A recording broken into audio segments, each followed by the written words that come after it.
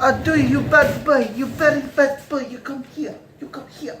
Okay, so I want to make a video about something that is actually really important to me. Yeah, let me turn the fucking light off first. And it's a common misconception. I saw a video the other day. I'm not talking shit either, because it just kind of sparked an idea. But by a fairly well-known like pet obedience trainer. You know, he's a fairly old school. He's a good trainer. But he was talking about he was calling it protection work. He doesn't really do it. He wasn't even bad mouthing it. You know what I mean? That's not where he was going with it. But it was unintentionally misconstrued about what it's all about, and also the term protection work wasn't really being used appropriately.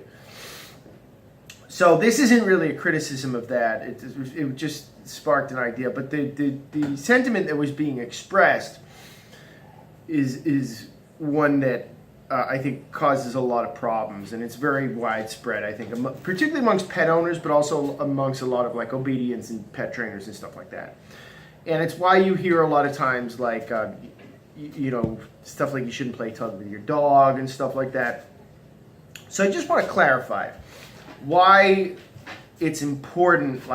It's not really protection work, first of all. It's like, if you want to call it protection work, the stuff that I do with these pets, it's like baby protection stuff. Okay, so I'm trying to tap into their play drive and their prey drive, amplify it, and use it as a reward system in training. Basically, it's a game. They're called possession games. You're trying to steal the object from each other, the toy, without getting too wonky. It's not protection work. It's I guess you could call it bite work, sort of. I try to work on the grip and stuff like that. But why am I doing it? And why is it important to do that shit? And why is it a good thing, right? Well, it's a great reward system for the dog, because it's fundamentally about the interaction. You're tapping into their social drives, and you're having it's a game, right? And they're predators. They like to use their mouths, and dogs are very much better at deciphering context than we give them credit for. So in the context of the game, and you have to actually actively teach them what the game is about, the objective, the rules. That takes a little bit of time, okay? And you kind of have to know what you're doing, but it's not that hard. And if you do that, you can get the fuck out of there. You can use it as a reward system, and they get it. It's like, it's not going to cause like problems like resource guarding. In fact, it diminishes that. It's not going to make them aggressive. You're giving them an outlet for their natural drives as predators. And I think that's so important and so frequently overlooked. So I think it's the best reward you can give your dog. You got basically 3 reward options in training. You got food, which, you know, has a lot of problems with it. I use it, but it's very easy to misuse. Praise, which is good, but it's hard to get higher level behaviors out of them. And then toys, which is basically these possession games, tug, if you want to call it, right? Or a ball. Could be retrieval too. But I like the possession games and the tug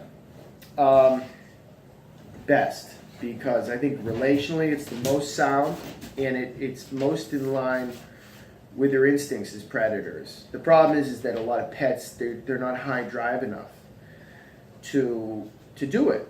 So a lot of like hunting dogs, for instance, they don't want those dogs to have a very strong grip. So prey drive has multiple components to it.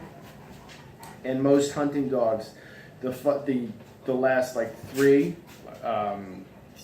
they stalk,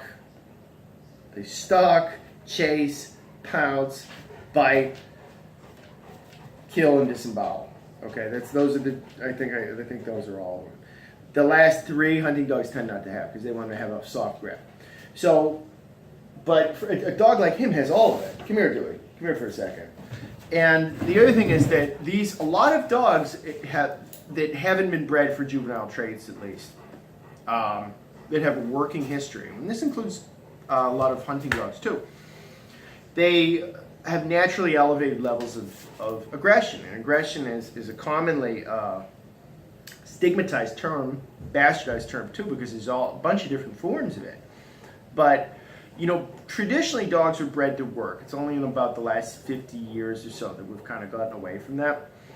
And the primary thing they were being selectively bred for were various forms of aggression, particularly predatory aggression.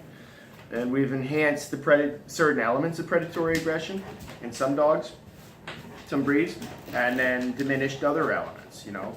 So it's been a very selective breeding process, but for hundreds, thousands of years, dogs were bred principally for one form of aggression or another. So it's deeply embedded in them, this instinct that the hunt, you know, it's part of who they are fundamentally as dogs. And if you don't channel those instincts, it tends to go someplace weird. It's also, get the fuck off. No, see, he's trying to get into the ducks right now. I haven't been letting him bite because I think he tore his ACL, so he's like really hungry right now. He's like a guy who wasn't fucked in like 6 months. And the fucking analogy is a good one, all right? And that's, everyone's so PC now, so when I give this analogy to people, they're always like, oh, are we supposed to laugh? I'm like, I'm serious. I'm like, can you imagine if you, and maybe they don't fuck that often. But I'm like, could you imagine if you hadn't fucked in like 3, 4, 5 years? I wouldn't say fucked, if you couldn't have sex ever, how would you feel? Like, you'd lose your mind. And we're the highly social creatures just like dogs, but we're incredibly sexual as a species. In the same way that we're sexual, they're predatory. Okay, is a good way to think about it. And if they don't get that predatory instinct out, they don't get to use their mouths, they don't get to bite, they don't get to run around and chase and hunt. And that's what those baby protection games, the possession games, are fundamentally all about. They get weird. They become diminished versions of what they should be and what they truly are. And that's the last thing. All this shit, right, that I'm doing with him, he's a little different, right? But all this stuff that I'm doing with him, it's fundamentally a confidence boosting exercise. Okay? I'm trying to teach him, like, dude, you can be tough, we can fight, you know, we can fight over the corners, you know, look at your big stuff. And then you get, and then you're a winner. Big stuff, he's a big guy. And these are dogs that come into me, they have dilapidated confidence, man. They feel like shit. You can see it in their body language, they're confused. I'm trying to remind him, dude, you're a fucking predator. You know, like you can do this shit. All right, so, and that's fundamentally what it's about. And then the last thing is, you know, I'm dealing with a lot of aggressive dogs. You take like a German Shepherd, a Malinois, cunning Corso. They were bred, this particular breed was bred to patrol farmland in Sicily. Or it's debatable if it's the Meridionale region in Italy. Patrol farmland, they have like 2, 3 of them out at a time. They go out on their own and just walk around the territory and try to kill anything that came inside the territory. Ow, fucking asshole.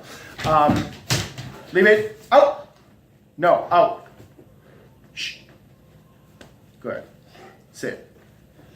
You're ruining another video. No, sit. Good boy. Down. Pardon me. So he was being too much of a pain. By the way, if you have a high drive dog, you should never play with him in the house, but he just snuck in there and fucked with it. Anyway, so these dogs are hyper aggressive. Okay?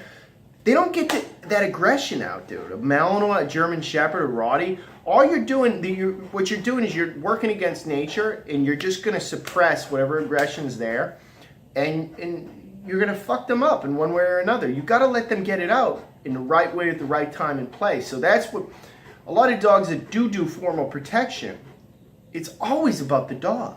Okay, it's about that individual dog's health because he needs to do it. These are dogs that were bred for that stuff. You know, it's mostly Mals, Dutchies, but you get a lot of Corsos and stuff.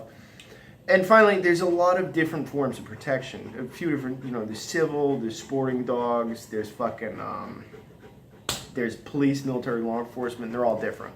But just understand, it's for the benefit of the dogs, all this stuff. And it's not about, like, it's not going to make them aggressive. So people have to dispel with that myth immediately, because it's really bad for the dogs.